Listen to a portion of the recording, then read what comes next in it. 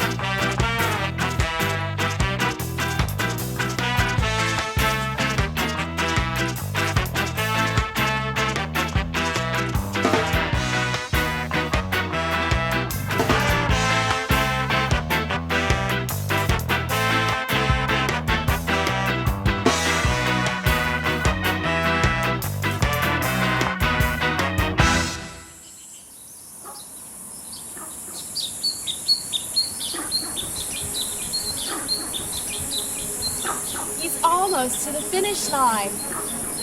This one might actually make it.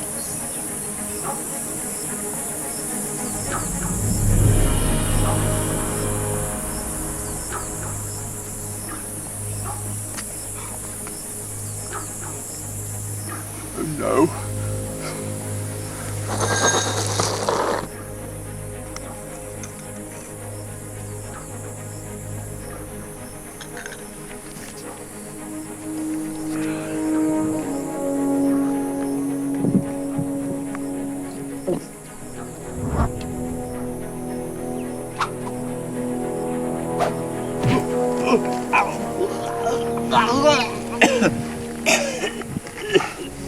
Any last words? Yes, I would like to take this opportunity to sing a song to my Savior so I can get to the heaven where there's nights, parks, and mountains where people can have a good time.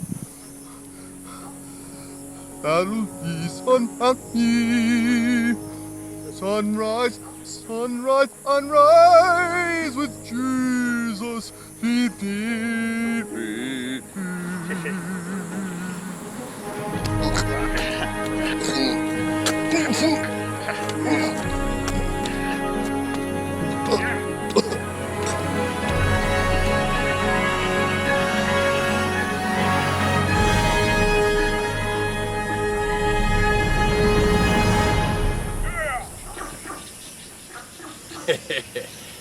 I don't think so.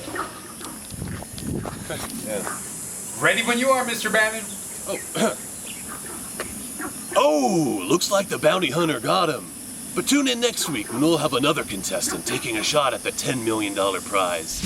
I think it's going to be great. I'm really excited about being on $10 Million Manhunt. I feel really lucky to be included on this new revamp of the show. I never saw the original, but I heard it was really good. I love the new host. I think he's super funny. You know, it's sort of like modern day Japan thing, like that Wipeout show. I'm giving you a prediction right now. It's gonna be easy. 10 million bucks right here. I'm gonna win it like that. Until then, folks, remember, the $10 Million Manhunt is your place for action. Hello, Echo. Oh, it's you. What the hell are you doing here? You have to find him. I don't have to do anything. You're pretty high and mighty for a man who dropped his best friend off the cliff on national television.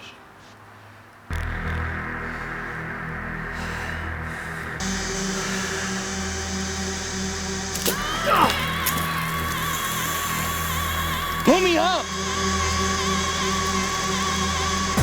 Echo! Help me! Goodbye, old friend. Echo, what are you doing? See you in heck.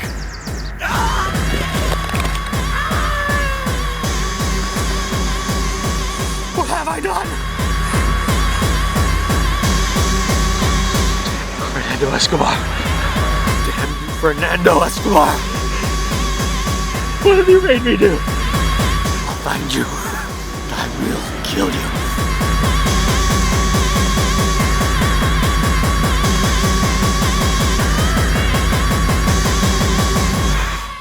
I did what I thought I had to at the time. Well, you did wrong. But you can make amends. You know Fernando Escobar is alive. You have to get a hold of Bannon. When did you get so wise? When you killed me, This was about 15 years ago when Ted, Theodore Logan, and Phyllis Preston Esquire, we hopped to a phone booth and we went back in time and we met Frederick Remington, the great Wild West artist. Ever since that visit, you may have noticed his paintings were a little more excellent. We came back, Wild Stallion fell apart. And all of a sudden that game show started, the $6 Million Manhunt. And that game show host bore an uncanny resemblance to Ted. Uncanny.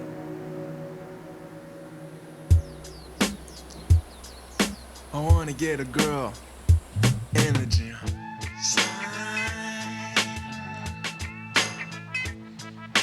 Do that thing. Yes? Hello, Mr. Bannon.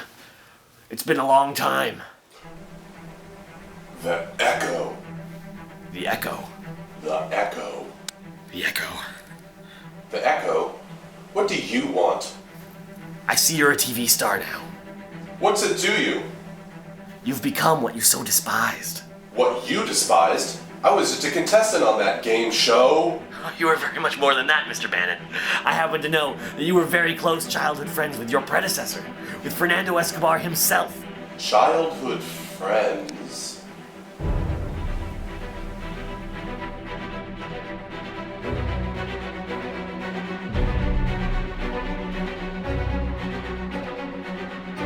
You're my best friend, John Bannon. It's Bannon. So what? What's it to you? What's it to me? Well, it just so happens that your childhood friend has been in touch with me. What? What are you talking about? I have seen him myself. That's impossible. I killed him. So I thought. But Fernando Escobar is very much alive. Aren't you on that game show? Do you remember me, Echo? I do. My name is Fernando Escobar. Were you happy with what you did to me? What you did with John Bannon and the fan? But it's okay. I've been waiting like Saddam Hussein in a hole for 8 years, hiding out, strategizing with my cohorts, planning your entire life. That's right. Everything you've known for the past 8 years has been a lie. Kelly, your promotions, your family, your job, your home, all of it. It's all been a lie. All coming to this moment in time, where you, once again, will make me rich. And I want to thank you for filming the entire affair. You'll never take me alive. if that's your plan. This is no laughing matter, Echo. How have you fared on this journey? All right. So far. Where do we go from here, Fernando? This way, Echo. Don't think of me as a villain. Think of me more as a father figure. Now, I take it you've met my grandson, Roberto? Kelly's lover? Is that who that was? While you're at work, Roberto and Kelly are making sweet love. And making me grandchildren to carry my name. I thought he was your grandchild. Great-grandchildren to carry my name. I should off you and throw you down this cliff. At least that was put this monologue to an end. Well, if that's how it is, I'm gonna give you this. Go, my friend. Enjoy your journey. And what of you, villain? I'm handed some kind of envelope. A note inside. And? What did the letter say? It said... Oh, hang on, I have call waiting. Yes? Hello? Is this the Echo? Who is this? Hey, it's me. It's me, pick up. I don't know. I saw him, man. I saw him. I can't saw talk him right at now. I breakfast don't know when who I was, this is. having my usual. Hello? There's no doubt. I don't it's understand. him, dude. I can't talk right him. now. I'm sorry, Mr. Bannon. Please Yeah. hang on one just... Hello? Can you hear me, man? I'm sorry about that, Mr. Bannon. Where were we? What did the letter say? Oh, the letter. It said all it needed to say. Escobar wouldn't admit the error of his ways, but he went on and on about his old friendship with you. How much he'd hoped that you'd be the first to win the $10 million. Being left for dead changed him. He turned over a new leaf. He even met a woman named Jo. How did he find a woman? Apparently, she found him.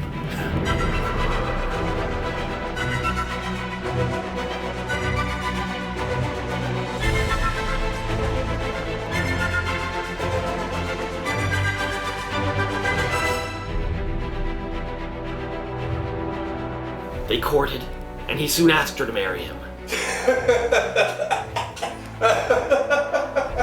Fernando Escobar with a wife? Ah, what a joke. I hope he can remember her name. He said his biggest regret was that he couldn't have his old friend John Bannon as his best man. Why can't it be as much fun as in the old days? He said John Bannon? No, he said John Barton, but I'm sure he meant you. Look, I'm the one who convinced you to kill your best friend. Let me convince you now to be his best man.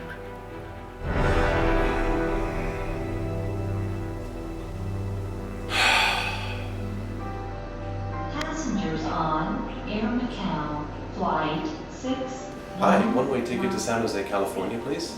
Your total will be $1,176. Will that be Visa or MasterCard? Cash NAB. Of course. Very good, sir.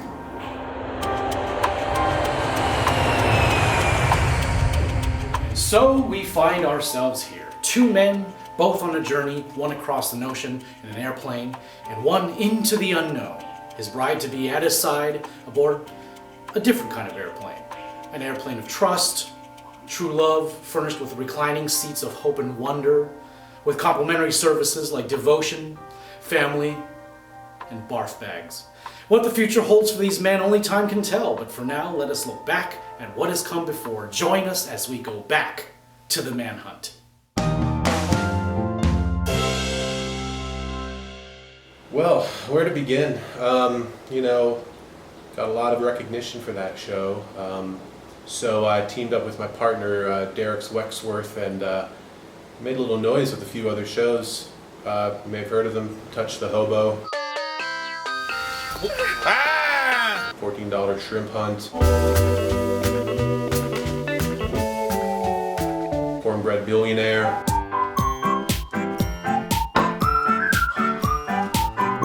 It seems like we were unstoppable. Had about 7 shows on at one time. Craziness, but couldn't last forever. I was sleeping about 14 minutes a night and just couldn't keep it up. So I sold them all and married the love of my life, Barbara Snugglesworth, and moved to Taipei, Taiwan. Thought I could be closer to the source. I do the show from here, and my camera guy, Dendo Buttsworth, he edits it together, makes it look really good. I spend my days playing ukulele.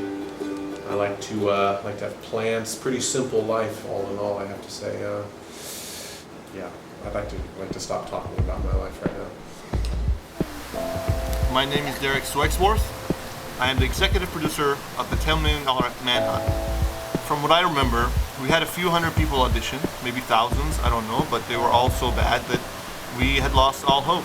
Oi, the bananas! Oi, the bananas! Oi, the bananas! Come on! Come on! We were pretty much giving up on the show. And then this one guy comes in and he was like even more horrible than everyone before him. I want to recruit you to be part of the next episode. I've got to put some money in my meter. I'll be right back. Oh, the meter. Yeah. Oh, I just realized my wife's calling me. I gotta take care of that. Well, that sucks. But if I were to see that guy today, I would kiss his hand because he set it up so perfectly for the entrance of the guy who followed him. Because the second he walked in, everything was so magical. Open the script to page 3 and take it away. After the governess had gotten rid of it, Sir Hector said... All of us knew right away that we had our host. And of course, I'm talking about Escobar. Fernando Escobar. Was I upset that Fernando Escobar beat me in the audition? Let's keep this off the record, but I was kind of upset. Not just because I'm obviously the better host, but I'm also better looking. I started drinking every day, sometimes on a weekly basis, sometimes hourly, and sometimes by the minute. I drank myself into a stupor most nights, and one drink led to another. Soon I started looking for clothes in a dumpster. I was wandering the streets of Wichita, Kansas, and I thought my life was completely over. I'm Dendo Buttsworth, and I was the cameraman and editor on the $10 Million Manhunt with Fernando Escobar. It was a lot of work, splicing pieces together, taping them, cutting them. A lot of manual labor, but at the end of the day, we really put together a solid show. And we had a solid crew, Milos, he was the man on the crew. He always has something to solve problems. I'm Milos Kowalczyk. I work with Mr. Fernando on show. We go Alaska, Arizona, we go Berlin, Germany. I do not like this Berlin. Very bad things happen in Berlin, bad things there. Mr. Fernando, he gets very sick. Oh, I'm so tired. He thinks he's going to die. Calls Milos to his cabin. Makes a dying wish. He wants to be made very, very small, like these rainbow candies, fed to a sexy lady. I say, Mr. Fernando, I'll do this for you. This thing was a very, very awkward request brought to me by some small, bearded, stinky Polish man. And he said to me, "We want you to eat, Fernando." I say, I don't eat. I make love to people. I don't eat people. No, he wants you to eat, Fernando, but not just eat him. Eat him in little tiny pieces, like this.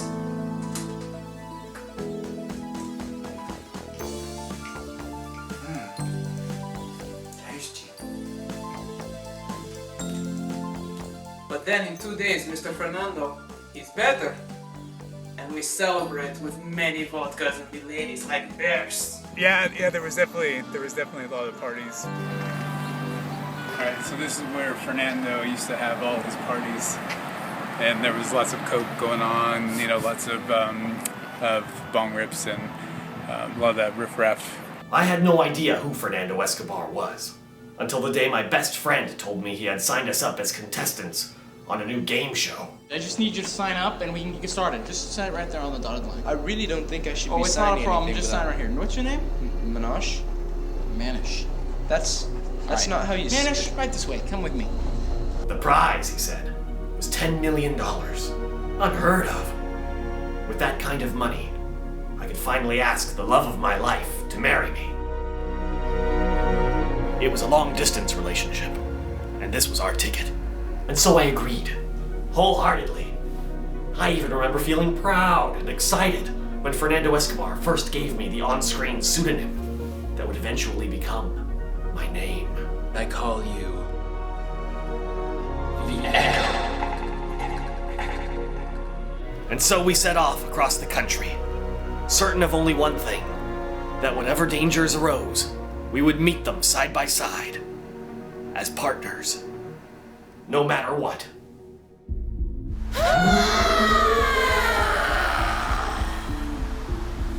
Have you ever been betrayed by the one you hold most dear? It seemed so cloudy, so sully, as if I gazed into the past through tattered, borrowed boxer briefs. The Echo and I were the most dangerous game. We were being manhunted. Many bounty hunters did we evade, and many bounty hunters we did slay.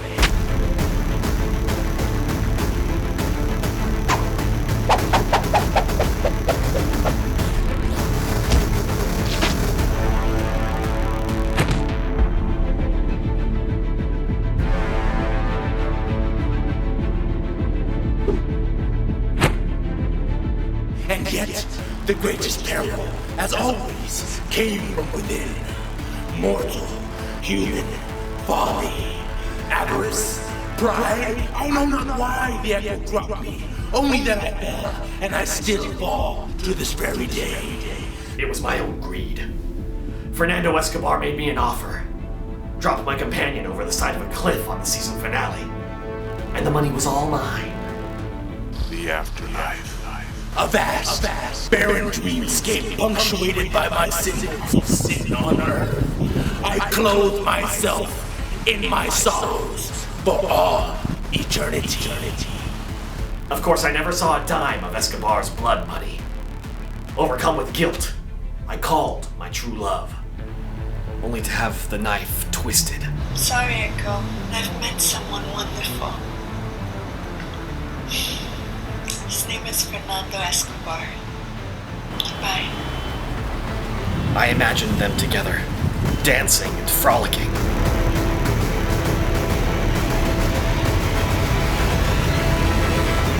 Damn you, Fernando Escobar. And so I disappeared. This time evading not bounty hunters, but my own conscience. Always was my mind set upon one day having my revenge on Fernando Escobar. And then, after 8 long years, my chance arrived. You must find John Bannon. He will help you. Who are you? Well, where to begin? I'm an alien, though you would never guess it to look at me. I come from Cthulhu, a small planet far beyond the range of any human telescope. Sent here by my people to learn about humanity, I was first discovered by a young John Bannon and Fernando Escobar.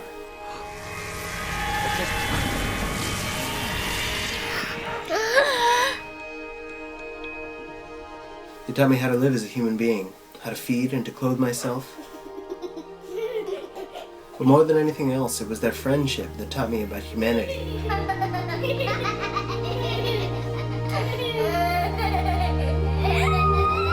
In watching these two friends, I truly learned what it meant to love a young boy. After a brief tutelage, I discarded my alien clothing and set out into the world, working odd jobs here and there.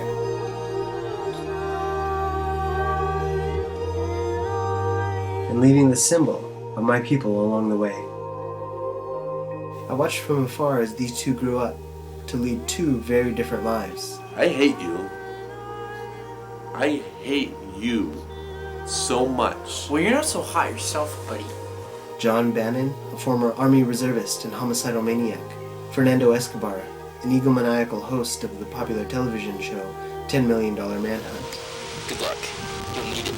Inspired, or perhaps deluded by my longing for the warmth of their friendship, I schemed to reunite the two.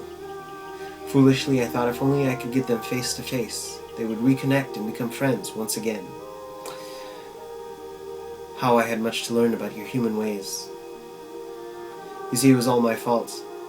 It was I who discovered the Echo, and it was I who convinced him to contact John Bannon. Not a day goes by that I don't regret that decision. I was, after all, only trying to help. I had heard of John Bannon. He was a legend in the Army Reserve. They said he once stuck a man's hand in a blender, made a smoothie, and drank it. Oh shit! Oh my god, I can taste everything that's in here. I knew Bannon would be the perfect instrument of my vengeance. And so I tracked him down, cleaned myself up, and sent him a message to meet me. You want to kill Fernando Escobar, you cannot let this man live. But I knew as well as anyone that before Bannon could make it to Escobar, he'd have to get past the bounty hunter. There's no escape! I've been a bounty hunter on the show going for 9 seasons now. I've worked under both Fernando Escobar and now John Bannon. I don't know what's going on out there, but, I mean, they killed my family? Thought you could get away? Go to hell. They're going after my kids? At their school, man, at their school! Game over. It's ridiculous. I don't want to sign up for the show. I went over and I told them I don't want to do it anymore. I don't want to do it. And I'm telling you, of all us bounty hunters, Scud was the best. He's a legend. He once stopped a contestant from blowing up a bomb at the finish line. Me and Ricky Mahil, and we think the $1 Million Manhunt was the reason why America is going to hell. So Ricky wanted to explode himself and blow up everything once he made it to the end, but he was killed by Scud.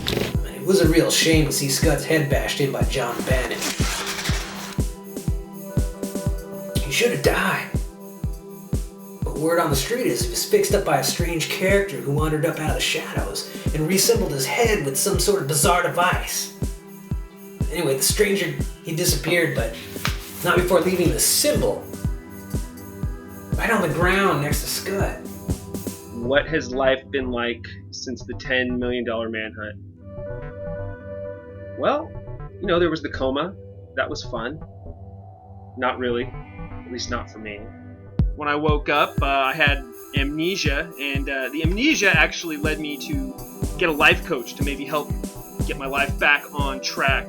Which is pretty good. That's how I got my current job. But people still come up to me on the street and they're like, "Hey man, you're the guy who got his head smashed in. Can I get an autograph?" And of course, you know, I'm happy to oblige. My heart lightened as I watched the television and I saw John Bannon finally come face to face with Fernando Escobar. That lightness quickly turned to horror and revulsion as I saw John horrifically murder Fernando. Saddened as I was all too familiar with how your human lives can take strange turns. When I found out Fernando died, it was actually 30 minutes after I saw him. Like, I walked him off the set. I told him he did a great job, and you know, after it happened, I was like, holy shit! Like, I'll never see Fernando again. So I've waited, and the years have gone by, but Fernando never come. I've always been given a certain sum of money to keep eating M&Ms every day and practice my art of eating the dead Fernando. But he's never come. And I ask myself, what has ever happened to him? But lo, what is this? A spirit animal on the astral plane. None other than he, Fernando Escobar himself. By all rational accounts, I should have borne him the illest of ill wills. But reason has no purchase here. There is naught but the cold, distant benevolence of a silent god. Escobar, left for dead by the childhood friend he held most dear. Ring any bells? Bannon had done the deed, but something didn't feel quite right.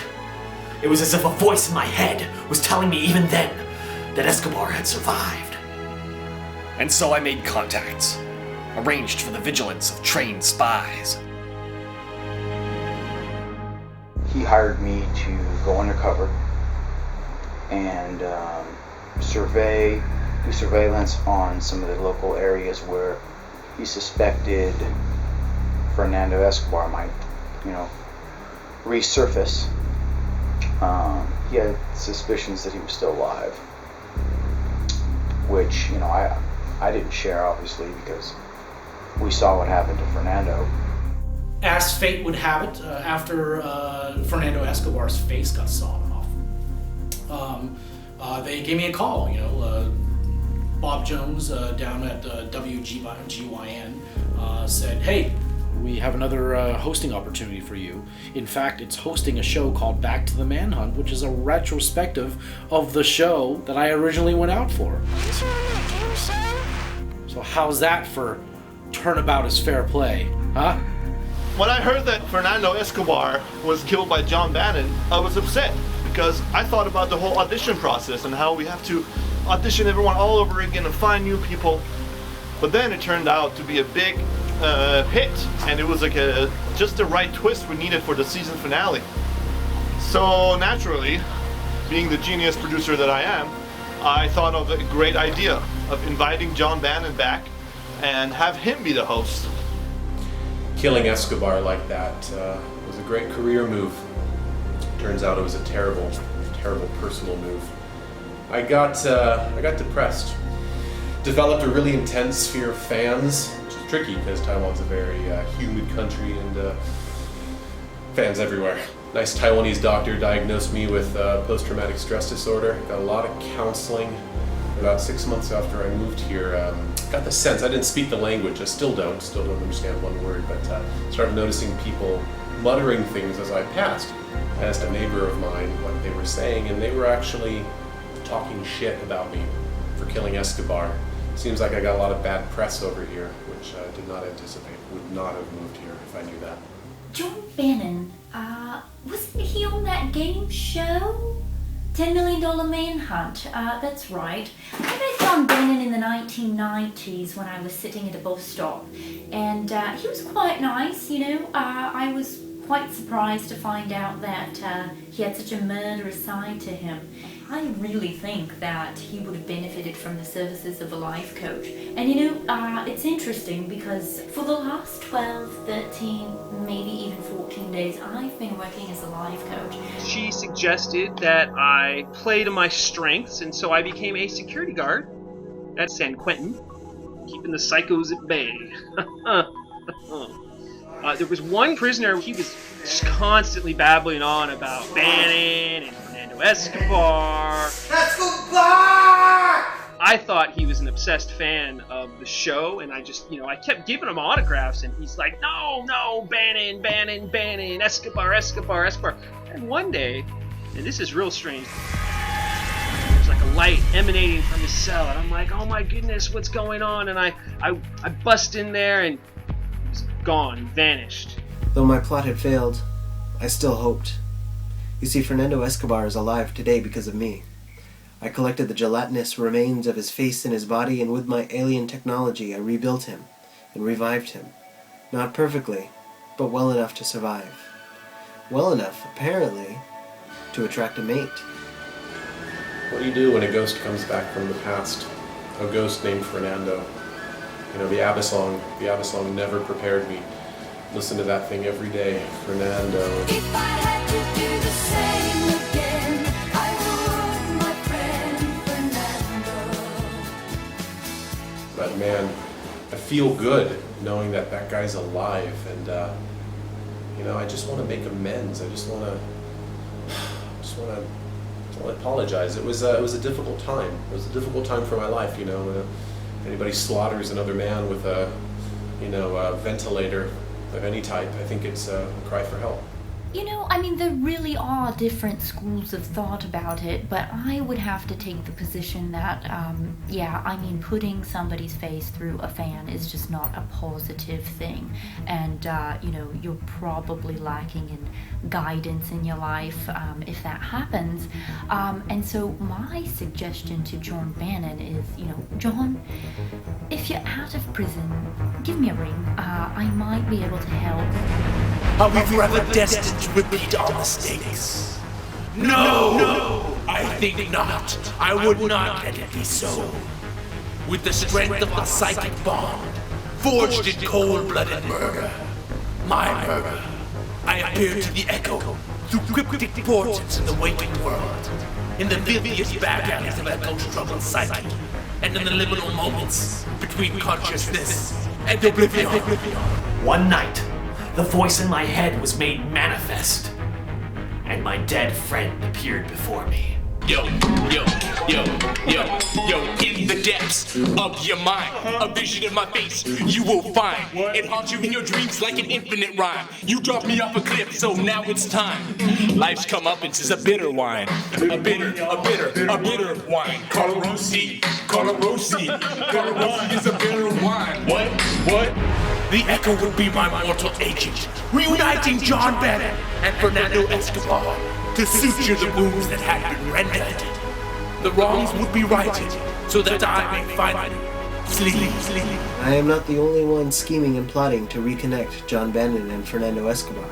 Someone has convinced the Echo to contact John and to set things straight. But this time I only watch from afar, waiting, hoping, and biding my time until these two can reconnect and I can return to my home planet successful and learning what it means to be a human being. One day I was at the original pancake house, which is where I have my usual breakfast, the apple pancake. It's kind of like a Dutch baby. The Dutch baby being comparable to maybe 20 French crepes in one. And the apple pancake is kind of like a Dutch baby with apples, cinnamon, and butter and syrup and powdered sugar. And it's about 3,000 calories. So I eat one every morning, and then I don't have to worry about eating for the rest of the day, and I can focus on the task that Echo was kind of paying me to do. But oddly enough, that morning I glanced over and saw a silhouette that looked a lot like Fernando. The Titan-like jaw, Leonidas beard cut, kind of a Zeus-like, very handsome man. There was no doubt that it was Fernando. I tried to tell Echo immediately, but for some reason I think he was preoccupied, and I think the line might have gotten cut off. It was unfortunate because I don't know if Echo knows, if Fernando is still alive. He knows. He knows. Well, how does he know? Because I didn't tell him. And now I find out he's alive, and he will get married. That's the next step. Come back from the dead, get married. To a lovely lady, I hear. Joe. God bless. I raise a styrofoam cup to you, Fernando Escobar, on your wedding. Congratulations. Good luck with your wife, now that your face is all screwed up. But we can't all have everything, right? Anyone that's willing to marry Fernando Escobar under those circumstances has got to be a saint in my book. Congratulations, dude. You're definitely one of my top favorite human beings. And that's saying something. There's billions of them. He's getting married. God damn. Good luck, Fernando. Good luck to you and your bride. Congratulations on your wedding, Fernando. I don't know, I'm kind of overwhelmed with, joy. And Fernando, congratulations. I'm glad you're back. Fernando Escobar and Joe, congratulations. I'm really happy for you. I'm really psyched that you're taking this big step in your life. Joe is awesome, as obviously everybody knows. Your dancing moves and your smile have captivated me from the very first moment we met. And I'm sure they will captivate your wife every day, and so your children. Fernando Escobar, if you're watching this, congratulations on your upcoming wedding. Thank you for your kindness, your love, and your friendship. It has truly meant the world to me, for without it, I would not be able to survive in this world. Thank you.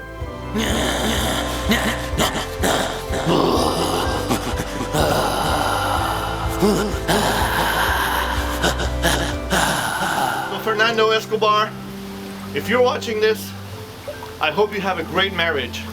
But as soon as you get married, I hope you come back to the show and face off with John Bannon for one last time. I hope the best for him. I just wish that it's incident-free. I hope that nobody attempts to murder him. I feel like I'm doing much better now. I've been seeing a life coach, and she's really helped me find my inner peace. And she tells me that the last step in my treatment is to make peace with Fernando Escobar, and to congratulate him on his upcoming wedding, and to realize that in this world, there are no villains. There are only people with different desires. Sometimes what you want will be different from what I want, and so we'll find ourselves in conflict. Sometimes what I want will be the same thing as what you want, and you will take it from me. And so we'll find ourselves in conflict. And so I say here today, Damn you, Fernando Escobar! This time I win! I get what you want!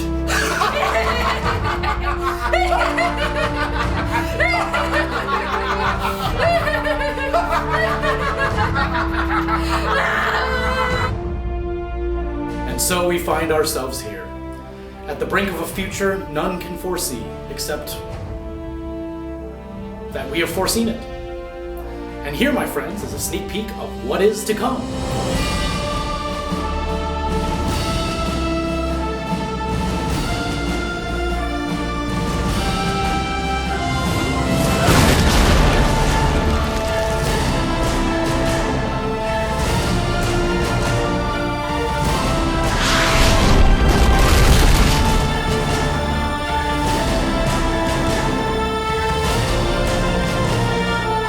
I've got to make it to that wedding.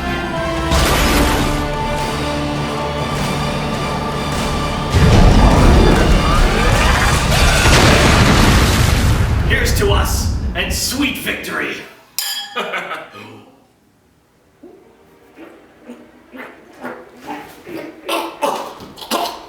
You poisoned me!